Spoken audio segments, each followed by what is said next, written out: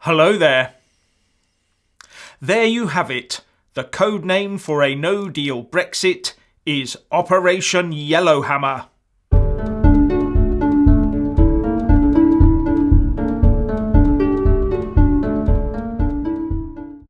When will our ministers and civil servants learn to put their documents inside an envelope or go back to the good old tried and trusted briefcase?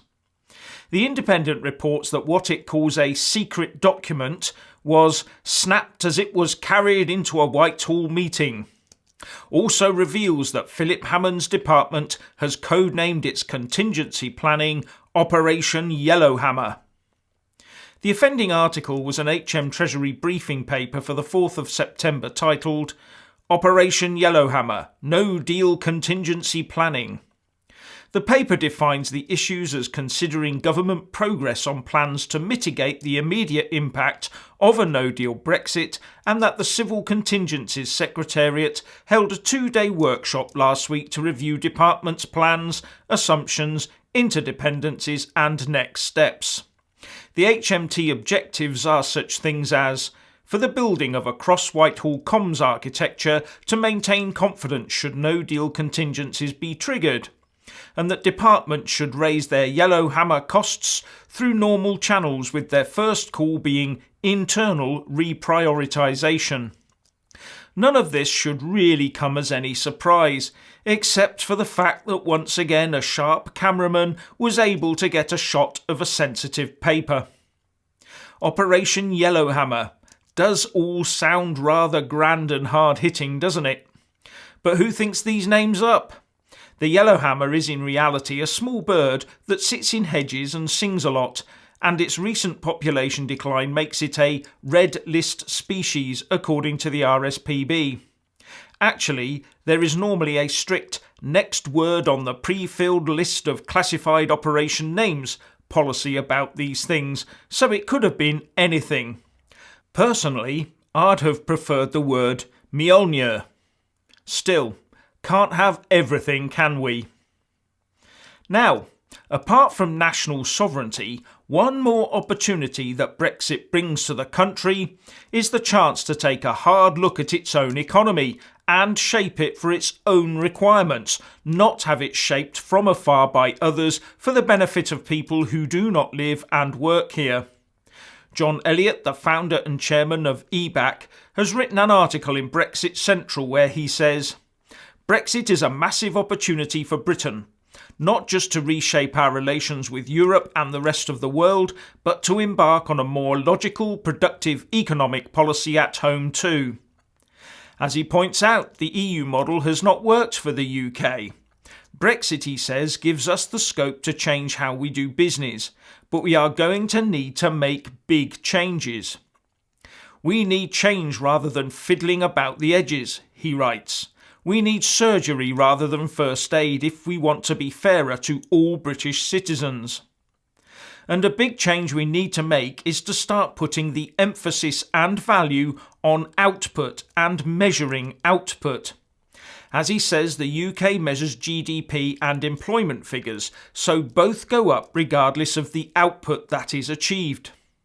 The author also points out that tariffs can be used to help shape our economy, and our aim should be to end up with more manufacturing output than today, focusing first on supplying our home market, which is very big, and then exporting to countries in exchange for something we can't produce, such as certain minerals or food products. But of course we can only do these things if we leave the European Union completely. Anything else leaves us operating for the benefit of other economies. Now, the Remain campaign is rallying behind recent polls, saying that they are all pointing towards Remain, especially the latest that says Remain would win by 59 to 41. So we need to have another vote on the issue of Brexit, they say. However, I'd just like to gently remind them of the 2016 EU referendum where, on completion, the Telegraph said that the reputation of British political polling has taken a hit to rival that of the pound. Also, the author of the new report, Sir John Curtis, put some caution in by pointing out that 53% of those asked had voted Remain previously, and he also said, "Don't get excited as to think this is some poll that shows a dramatic shift to Remain. The apparent thin lead that Remain have is at least in part built on the potential sand of the responses of those who did not vote 2 years ago. Anyway, we would not be remaining in anything. The price for staying would be far too high, as it would almost certainly involve joining the Euro and Schengen zones in short order, as well as relinquishing just about full control over our foreign and defence policies, as well as giving away our tax powers and the economy. Be in no doubt that is where the EU is headed, and as far as I'm concerned, they can do that. Just leave the UK out of it. And why am I so sure of that? Because we have caused the EU problems, and the only way we will be let back in is if we are powerless to do anything other than obey EU diktats without question.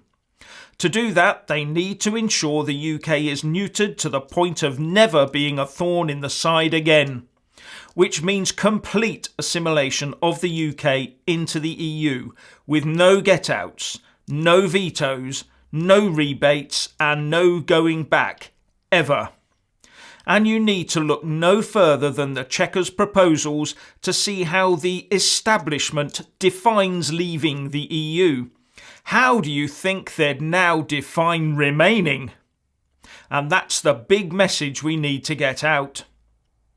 Anyway, what do you think? Please let us all know by leaving a comment below. Thank you for watching. Please do like and share this video, and also subscribe to my channel. And when subscribing, please do remember to press on the little bell next to the subscribe button. That way you'll get an alert every single time I put up a new video. Thank you very much for watching.